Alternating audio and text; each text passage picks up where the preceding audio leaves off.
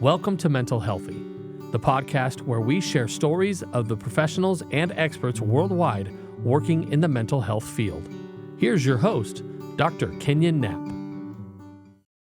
Well, welcome everyone to the Mental Healthy Podcast. I'm glad to have you with us here today. I've got a new friend or newer friend joining me today, Dale Frimodt. Glad to have you on the podcast today, sir. It's good to be here. I know when we talked about a month or so ago, you were new to me and I was new to you, and kind of been looking forward to our conversation today. Absolutely. Well, I'm blessed here in my role at Liberty to meet so many different people at different conferences and all. And I know I was at a conference talking to one of your friends, and he said, "Oh my goodness, you've got to meet Dale and his wife Marlene. They've got this really neat ministry, Barnabas Ministries, and there's lots of different things that you do." And so, why don't we start there? Give the listeners a sense of the different things you do and the different ministries you're involved with. Well, probably it would be good to back up even before that and go, how in the Sure. world did you get into this thing?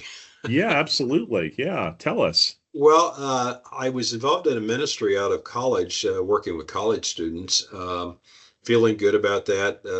Again, you're still wet behind the ears and trying to figure out life. The last couple years, the ministry was working with some citywide church efforts.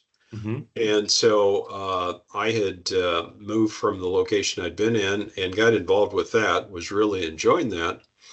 And kind of at the stage after about 7 to 9 years in that ministry, was starting to go, where do I fit long term? Mm-hmm. And realized that the last 2 years working with churches and pastors, I was continually having men, I'd go in to do training. Mm-hmm. And I would find them wanting to talk. Mm-hmm.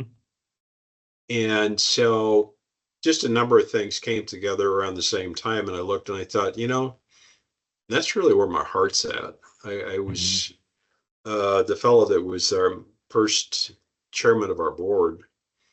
He came from a particular experience. Mine was a little different. I was working in Houston at the time.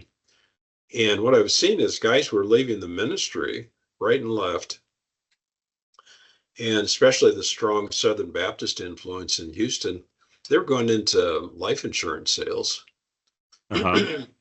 And I kiddingly told my friend Chris, who was the chair of our board once we started, he said, "I don't think we need that many more life insurance salesmen."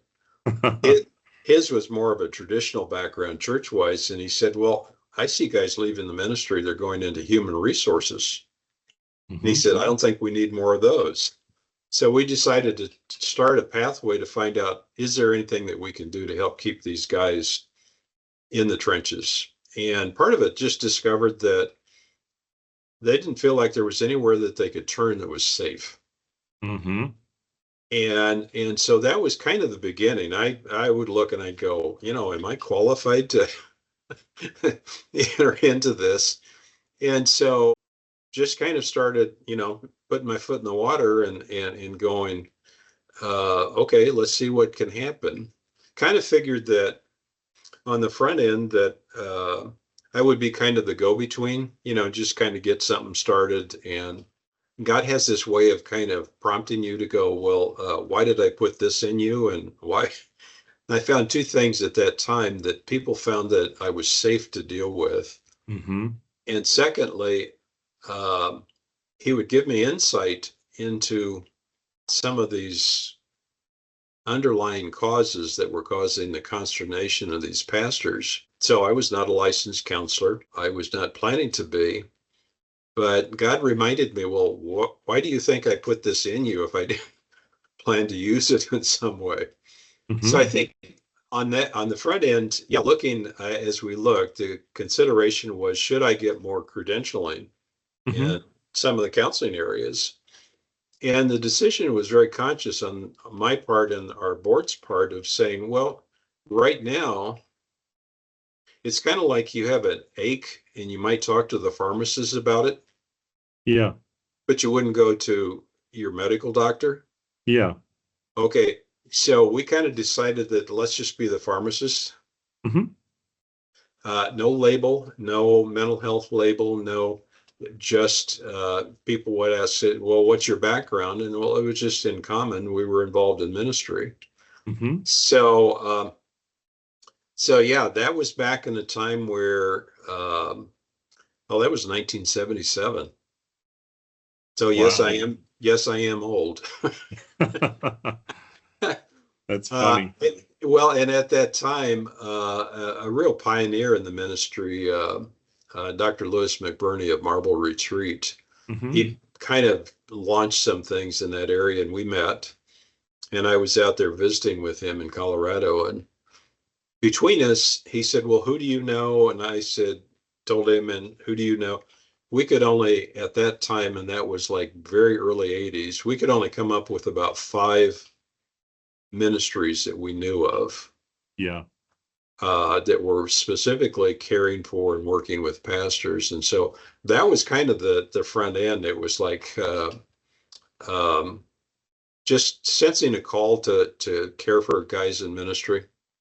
Well, that's great. It reminds me, in my own past, I started on my MDiv about 20 years ago with all the counseling degrees because I was struggling to be a professor or a pastor. And I remember when I was in seminary, I went to New Orleans Baptist Theological Seminary. Mhm. The guys would talk about it openly in the seminary classes because it was like seminary guys. Sure. They said, it's hard being a pastor. And I said, well, why? I was new to it all. And they said, because you're in a fishbowl. Like Yeah. everyone's looking at you and you're supposed to be like perfect and have the perfect marriage, the perfect family. And to some degree, having that image of a perfect life made you more desirable as a pastor. Hmm. So their job security was sort of wrapped around an image. Is that sort of the dynamic that you ran into over the years that as you were helping pastors, they had to have that image per se? Yeah, yeah. But part of what I found early too was that even if most denominations, if you're affiliated with any denomination, there's Yeah, some kind of structure there where somebody is kind of supposed to be the pastor to pastors. He yeah. might have a bishop label, he might have a district leader label, or whatever. What I found was that guys would say, "Yeah, he's there, but I'm not going to talk to him." Hmm. And you'd ask, "Well, why?" "Well, I'm afraid that whatever I'm struggling with will end up in my personnel file. I may not stay here, and I may need this guy's recommendation to go to the next spot." So, yeah, a lot of that was in play. I happened to, on the early end of things, I met a district guy here locally that he saw that and understood that. And so his thing with any of his pastors were, if you're needing to talk to someone and it's not me, here's the name, here's the number. If you need help getting there, look, we'll pay for it. And then he didn't require any kind of reporting relationship after that. Mm. And so he was kind of a rare person in my experience, because on the other hand, I would meet with some of those leaders that were trying to pastor pastors, and I would develop a relationship. And I think, well, it would kind of like with the one fellow, I thought, well, it'll just kind of flow my direction. They'll go, well, we can't, so we'll refer. And that just wasn't happening. They weren't making our services known. Finally, it dawned on me, they're in another situation role where they're kind of going, if I acknowledge your ministry, then I'm saying I'm not doing my job. Oh, that makes sense. Yeah. Yeah. And so all of those, they end up being kind of like catch 22s, byproduct, guys that just have something that they need to talk about, that if they talk about it, it probably will resolve, feel like they have no place to go. So Yeah. that was pretty common, and well, and I think even still is there's still some commonness to that particular thing of, where do I safely turn? Well, a lot of the listeners to this podcast are graduate students and professors and other mental health professionals around the country. And I guess what you're describing for them is a lot of pastors are under a lot of stress, and Yeah. and yet they feel like they can't turn anywhere because if they do, it could affect job security and things like that. And then along comes the ministry you develop based on your calling, Barnabas Ministries. Could you tell the listeners more about Barnabas and how it developed and everything? Well, kind of slowly, because again, there was no Mhm. patterns to follow. Sure. Like I say, I met Dr. Lewis McBurney. Well, he's a psychiatrist, so he Mhm. had a whole skill set, and kind of often referred to the ministry they had as he was the emergency room doctor. Crisis happened, and they were about to lose a marriage. A couple was lose their church, different things, and so they would be sent to Marble Retreat as kind of like, hey, get it together, or yeah, trying to figure out a safe pathway. And so really in the beginning what I found was guys need to decide if you're safe. They're not going to do it by coming to you face to face and saying, I've got a problem. So what I found was the safest way to do that was be invited into different meetings to speak. Denominations locally would have retreat for their pastors and wives. Well, I would come in and two things. The things that I talked about were different, but also at a arm's length, they were able to sit there and say, is this a guy that I would feel like I could go and talk to? Yeah, through that, it was a learning experience on my part too, of going, well, normally if we have a service, we just advertise it. But in this particular area, it was going to be totally different. They had to feel like you were safe enough to be able to understand and come to. Likewise, I think I figured out early on that there were certain denominations that were going to, in their minds, require a level of credentialing that fit their particular Mhm. church Yeah. that we weren't trying to be. And so, well, don't try to beat that door down. It's not going to open. So I kind of had to figure out which groups are most likely. Once people started coming, well, then your best referral is satisfied customers. Hmm. And so that would start happening. Over the years, as I've been connected with different ones doing this kind of ministry, they say in this ministry, you're always going to have to be building bridges of trust. That's the big thing. Again, think this through in any given location. So I'm in Nebraska, Hmm. smaller towns, smaller churches, probably about every 6 to 7 years, those pastors are moving on to some other location. Just statistically, it just, well, now they're elsewhere. And so that's why I say you have to keep building, finding ways to build those ways in which guys can trust. Now, nowadays, at least we do have the advantage. I'm just starting something tomorrow, in fact, with a younger pastor. We'll do a video thing. And the person that was going to refer, they said, well, what do you suggest? And I said, well, number one, I've got a website. Hmm. Take a look, get a feel. Secondly, I said, if he's open, give me a call on a first name basis. I don't need to know anything. I don't. And so the gal is listening and she said, okay. And I said, because before I can be of any help to him, if I can, he has to figure out, can I trust this guy? So again, slightly different, but it's the same issue. And I would say, yeah, as you were talking about some of the people listening to this being professional counselors that might have a heart to work with pastors, potentially they need to understand that they're going to face something similar because the determination not to become a professional counselor was intentional.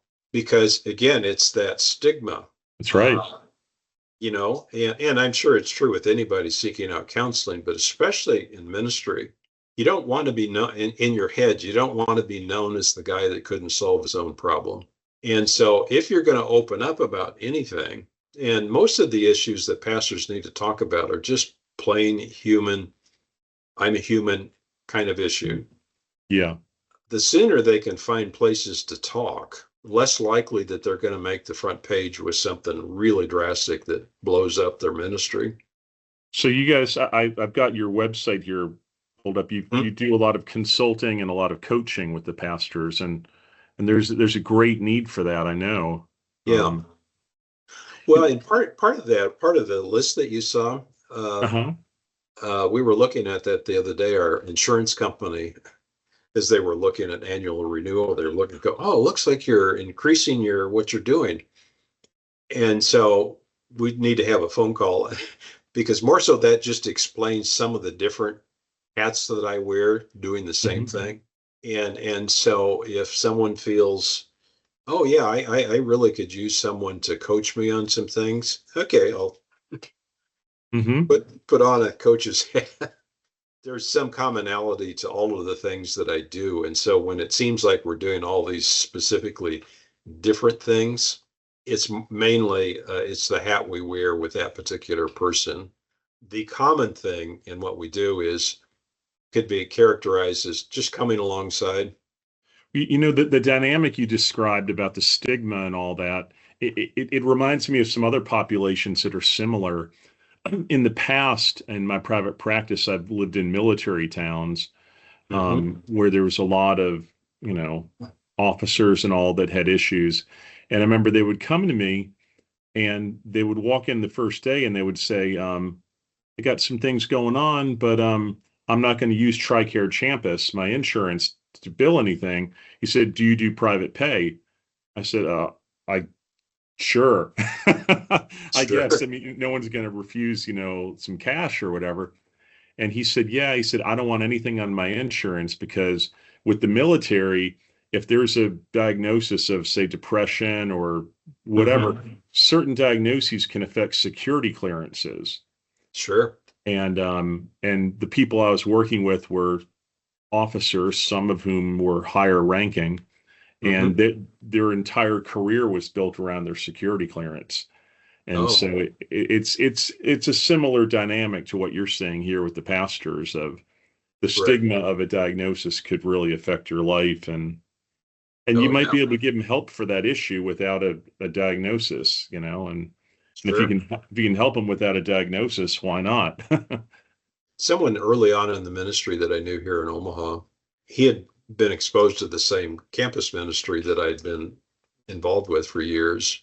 We were good enough friends, and he looked at me and he said, Dale, he said, I have a lot of respect for the ministry that you've been a part of and so forth. But he said, you're different. He said, you really care about pastors. You really care about the church, don't you? And I said, guilty. I spoke at a national pastors conference that was an annual kind of a thing and was just doing a workshop.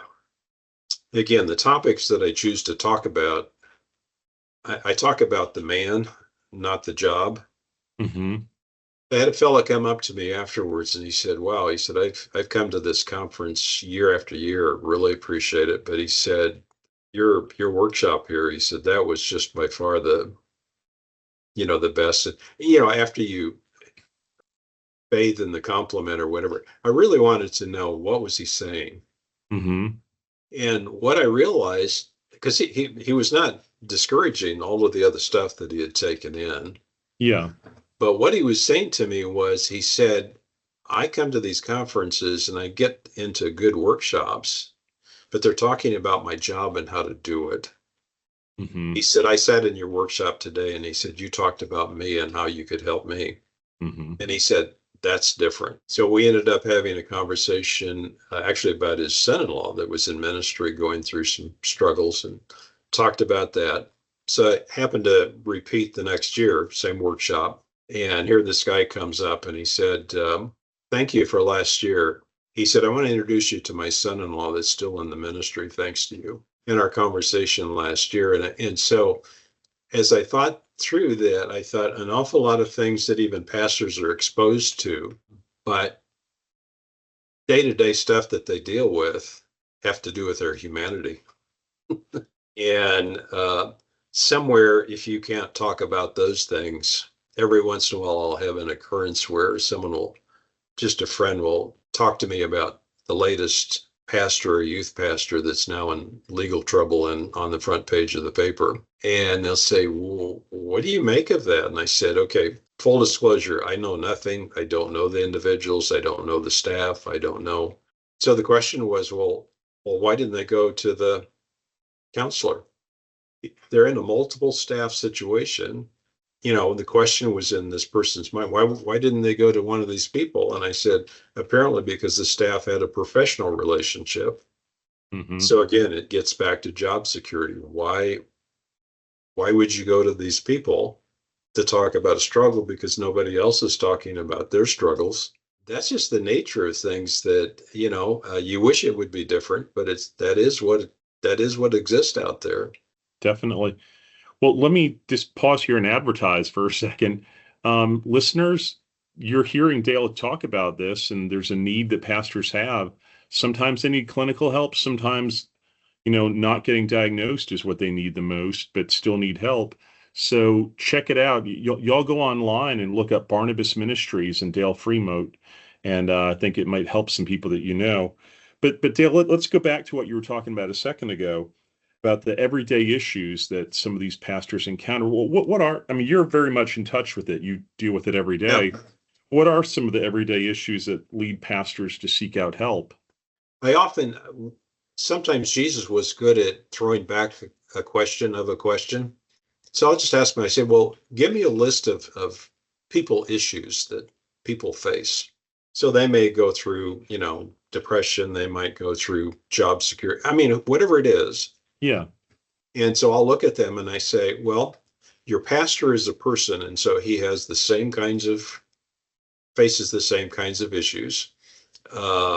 So marital issues and so forth.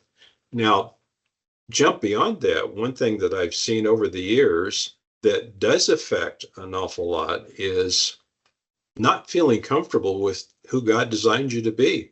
So, well, what does that mean? You go all the way back to Paul writing to Timothy. He had to remind Timothy to stir up his giftedness. And so I'm kind of looking at that and I'm going, well, how does that look today? Well, I find people trying to present an image that they're not. So they're trying to almost operate outside of what their personality naturally is. Suddenly you're an actor rather than a person. The second thing that I found is, and going way back to Timothy, I think Timothy was spending time trying to be Paul. Well, he was never going to be fruitful as Paul because he wasn't. And so I do find that that's true, as well as that pastors, besides all these other people things, they're trying to figure out who they need to be for the people that they're pastoring.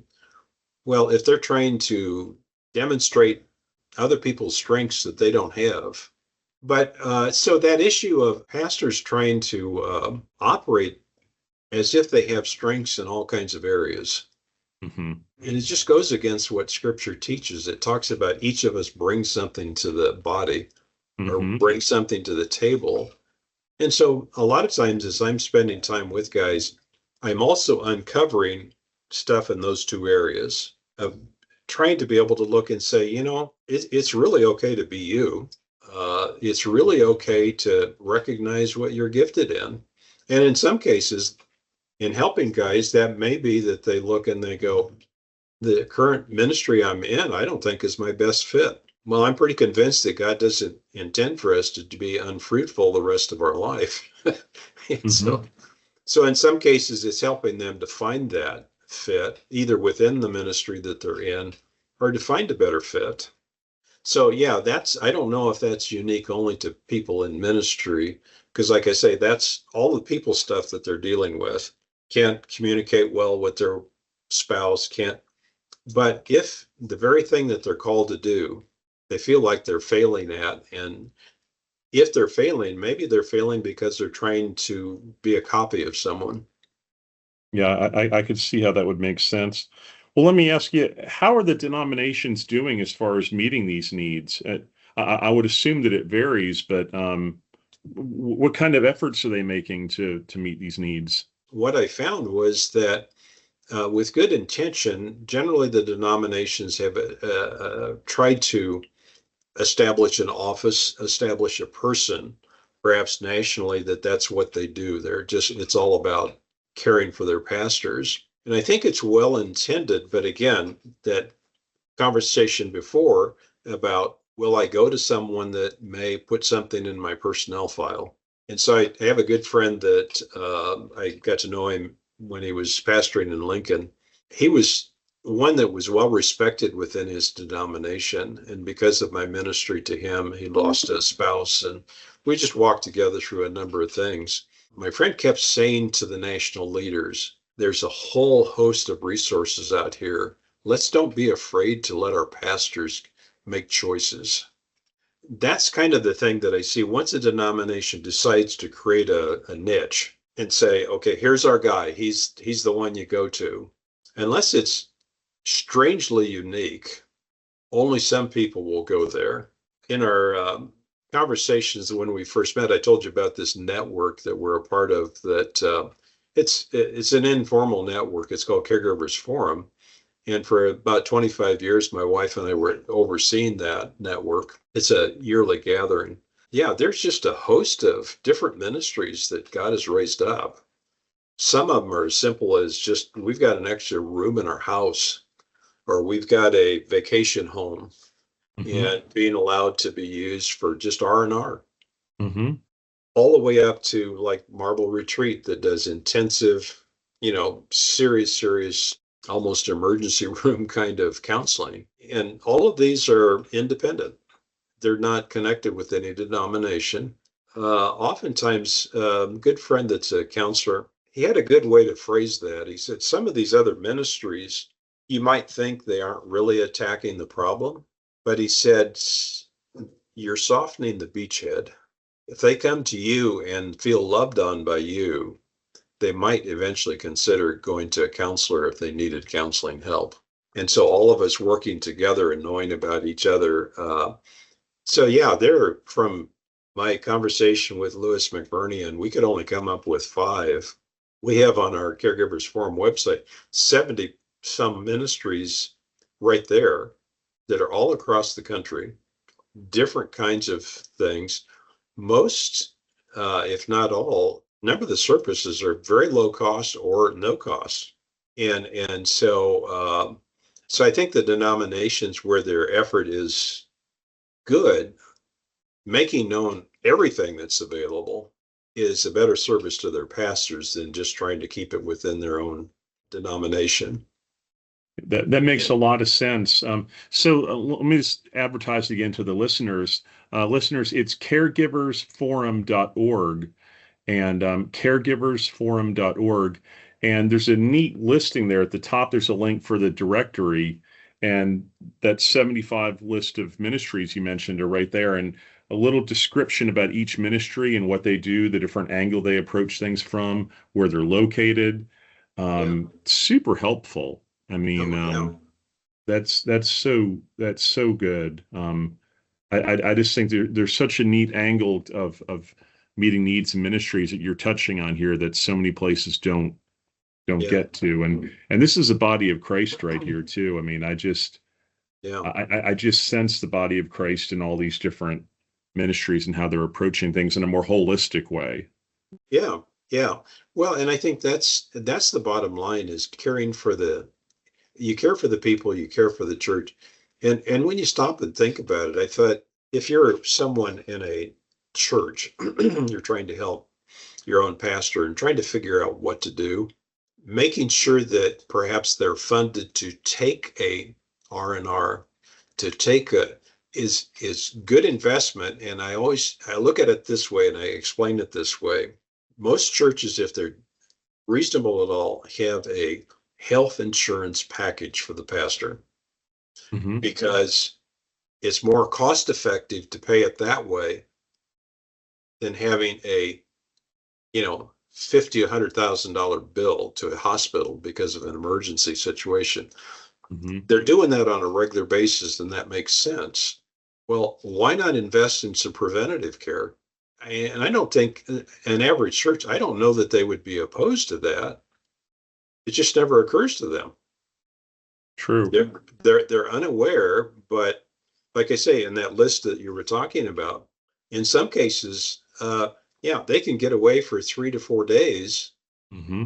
And if a church put in their budget on a regular basis that the pastor didn't necessarily have to report and give a full detail, but just, we encourage you to use these funds to Well, again, those are sometimes beginning places where any of the ministries like that. There was one here locally, and he would talk about ministers who would come the first year, and they would just, again, didn't charge, provided gourmet meals, and they really enjoyed it. And he said by the end of their time, maybe they would start opening up. They'd start asking questions, and it was like, well, why are you doing this? And Dan and Irene would say, because we love you. Mm-hmm. There is no hook. There is no. By the second year, when they would come back, he said it was amazing. They would start talking with us about things that they didn't talk about the first year. We figured out that you are genuine. There's no hidden agenda. You just care for us. Mm-hmm. Being cared for, they start opening up. How has that helped them? I always look and turn it backwards and say, not doing that, how does that help them? Mm-hmm. You're waiting for an explosion to happen somewhere. Yep. Well, that's Galatians 6:2 right there, bearing each other's burdens. And in this way, you'll fulfill the law of Christ. Yeah. Yeah, definitely. Loving on them like you're saying. That is Yeah. great. So listeners, just a reminder, Barnabas Ministries is Dale Fremodt's ministry, and then Caregivers Forum as well. You could check that out. And Dale, I tell you, every time we do these podcasts and I get to, meet such interesting people like yourself, there's always somebody on here listening going, man, this guy's so interesting. I know somebody needs to talk to or needs to call him or whatever. How should people contact you if they want to reach you to follow up on something? Well, I would say probably go to the website. I think I'm glad that you've listed that, because there it has all of my contact information. I would say that initially, if you just want to reach out by way of email, well, there's an email address there. We could give it here. It's barnabasomaha@centurylink.net. But if you're like me, mostly you forget it. But it's all on the website. If you need to call and find out more information, phone numbers right there. And one thing that I would add to that is, besides, if someone's saying, well, I'm not necessarily having a problem right now, why should I call you? Well, if someone's a counselor and they're saying, I'd like to know more about the resources that you're talking about, you can go to any one of those that are listed on that Caregivers Forum directory website. But one advantage, if you call here or if you contact me here, I've been doing it so long that I know most of the people doing this. So we have a whole database of people that aren't on that site. To be on that site, because it's done by volunteers, you have to have come to at least one of the gatherings. It's our way of vetting who's on that list. And then secondly, once you come to a conference, you have to ask to be on it and come up with your own little description. We're not trying to create work for somebody else that, so. So in some cases, they've met their criteria. They come to a conference, but they haven't gotten around to doing the other. And so, but we know about them, and they're as credible as anybody that's on that website. So by contacting us, potentially, once I start hearing from people and say, well, so let's say they say, I'm looking for someone and then they mention a state. Well, our database I can pull up by state. And I can look at ones and know, oh, okay, well, yeah, they're not on this website over here, but I know them and here's what they're doing. Occasionally someone may call and they say, well, I'm looking for this kind of ministry and I'm considering this group. And I'm able to tell them, I say, that's a good ministry, but when you just describe what you're looking for, that is absolutely not what they do. At this stage in life, more of what I'm really comfortable with doing is just making sure that by listening a little bit, get people contacted and connected with the right places. So not necessarily trying to court just ministry or business coming to Barnabas Ministries. So to your listeners, if you just got questions, and either by email or phone call, be glad to talk. Once I know what you're looking for, absolutely probably can help you. Well, let me give them your exact website, because there's actually a lot of Barnabas kind of ministries out there.